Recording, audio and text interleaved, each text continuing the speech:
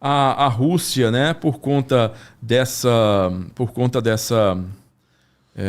modelo econômico que eles criaram, um modelo de exportador de energia, né, que até o começo da guerra da Ucrânia vinha funcionando uma beleza, maravilha, porque existia uma infraestrutura legada já de algumas décadas e reforçada nos últimos anos de escoamento de petróleo e gás para a Europa. Para os europeus era fantástico porque era um gás muito barato, alimentava a indústria deles a custo baixo. O petróleo também fluía para a Europa, que é um gigantesco mercado consumidor. E, inclusive, lá facilitando esse escoamento, os dutos abaixo do Mar do Norte ali, né, que entraram em foco aí com aquela sabotagem, né, do Nord Stream, que corre por baixo do Mar Báltico e do Mar do Norte. Então, o Putin se beneficiou muito, né? A balança comercial dele realmente ficou muito positiva. E, assim, com esse renascimento da indústria russa, indústria militar russa, inclusive, com alguns projetos novos, mas a gente tem que reconhecer que a boa parte desses projetos são projetos legados da União Soviética ainda, né? Tipo, fuzis. Os novos fuzis ainda são legados dos antigos fuzis soviéticos. Os aviões de caça ainda são legados. O primeiro design novo, 100% novo, é esse Su-50i. Esse avião de Su-57? Su-57? O Fallon. Fallon. F-E-L-O-N. É Su-57? Cara, que me pesquisa aí, mano, volta. Me falhou aqui na memória, na numeração do bicho. Alguém no chat aí com certeza já está falando aí o que é. Su-57, falando no chat. Fallon, né? É isso aí. Então, e esse, em matéria de tanque, é o T-14, né? O Armata.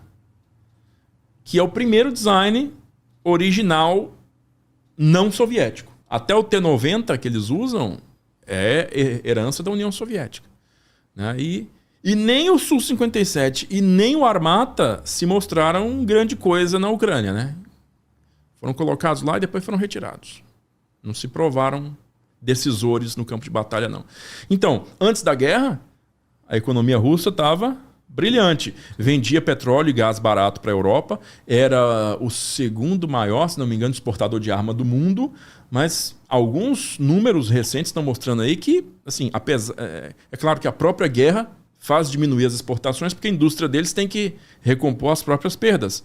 Mas que alguns países tradicionais compradores de armas russas estão recuando porque estão, né, balançados aí com o resultado dessas armas na realidade, no campo de batalha real. Né? Ou seja, estou comprando esse tanque aqui, isso é tão frágil assim, né? Esse avião, esse helicóptero cai tão fácil assim. Se comprava então, pela fama do soviético. Se comprava pela fama, pelo todo o respeito. Mas aí quando tu vê no campo de batalha... aí fica... questionável. Começaram a questionar. Alguns estão começando a questionar já.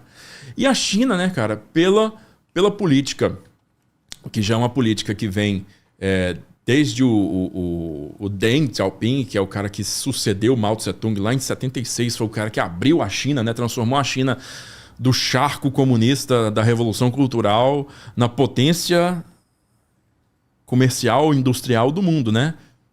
Tem 1 bilhão de gente trabalhando quase de graça aqui, instale sua indústria aqui, produza por muito menos e ganhe muito dinheiro. Todo mundo foi para lá. Sim. Né? Só que esse movimento começa a fragilizar a economia norte-americana. Esse movimento continuou pujante até a primeira década do século XXI. E é só aí que a preocupação começa. Por quê? Porque a pirataria, o vazamento de segredos industriais, a espionagem industrial chinesa atinge pontos que começam a preocupar seriamente Estados Unidos e Rússia também. Tá? E Rússia também. Só que muito os Estados Unidos, né? Então começa aí esse movimento de trazer de volta a indústria para os Estados Unidos, né? trazer de volta a indústria para o território norte-americano. Então, a gente já vê isso acontecendo e mais recentemente ainda, né, com o Xi Jinping fazendo o que essencialmente foi um golpe dentro do Partido Comunista, né, se colocando no poder indefinidamente, porque agora ele pode ficar no poder até morrer, né? Antigamente era, se eu não me engano, 2 mandatos, o secretário era trocado. O último, se eu não me engano, antes do Xi Jinping foi o Hu Jintao, se não me falha a memória, Hu Jintao. E o próprio Hu Jintao teve aquela cena que ele foi retirado, né? O Hu Jintao já estava velhinho, chegou lá e questionou alguma coisa dentro do próprio parlamento chinês lá, né?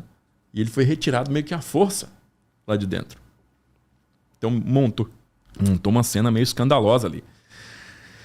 E o Xi Jinping retornou aqueles valores maoístas mesmo, né? Inclusive você percebe que ele usa a mesma roupa do Mao em algumas ocasiões, aquele mesmo, não sei como é que é o nome daquilo, cara, mas é uma túnica cinza, né, com a gola meio arredondada aqui, bolso e tal, é a roupa do Mao Tse Tung, que não era usada desde o Deng, né? Desde Deng Xiaoping. Depois os caras passaram a usar terno mesmo, mais comercial, mais ocidental, e o Xi reverteu essa tendência para algo mais maoísta. E aí os 2 países, né? A China usou muito dinheiro de investimento, que tem linhas de financiamento, por exemplo, que vem de bancos ocidentais, fundos de investimento ocidentais, que são linhas de longo prazo, de crédito de longo prazo, para investimento em infraestrutura na China. Então a China se torna uma recebedora de fundos assim, né, em gigantesca quantidade, né, e quantidade e variedade, isso que eu queria dizer. E também, né, ela usa boa parte desse dinheiro, desse crédito que ela passa a ter, porque, né, ela oferece crédito barato para outras nações, inclusive para a construção de infraestrutura, que é o que ela faz na Oceania e na África. E ela, basicamente, nesse plano deles, submete o país a uma dívida impagável. A dívida se torna impagável e eles cobram essa dívida com o controle de alguns serviços tipo estatais, controle do porto, controle da ferrovia. Então, eles vão gerando essa dependência cada vez maior, né? E a economia, ele vai conseguindo o objetivo dele. Vai conseguindo o objetivo dele, exatamente. Então, aí você vai percebendo que são 2 economias, são 2 forças que crescem, se tornam gigantes, né, por conta das condições, né, que a economia, que o plano econômico do próprio Ocidente favoreceu. Né? Favoreceu a transferência das manufaturas para a China, que consequentemente faz com que a China se torne um mercado atrativo para gigantescos investimentos. Né? E a Rússia com a energia barata. A Rússia fornecia energia barata. Tanto que o Putin colocou isso na jogada dele. Né? Assim, cara, não tem como alguém ter uma carta melhor que a minha na manga. Porra, o meu petróleo sai de graça para esses europeus. O meu gás sai de graça para esses europeus. Como que esses caras vão me substituir? Eles vão comer na minha mão. Né? Então, surpreendeu muito o fato de que os europeus, em pouquíssimo tempo, conseguiram reduzir a dependência de gás e petróleo russo de uma forma tão grande, tão decisiva. Né? Inclusive, a gente vendo a Polônia ceder para a Alemanha estações de armazenamento de gás liquefeito.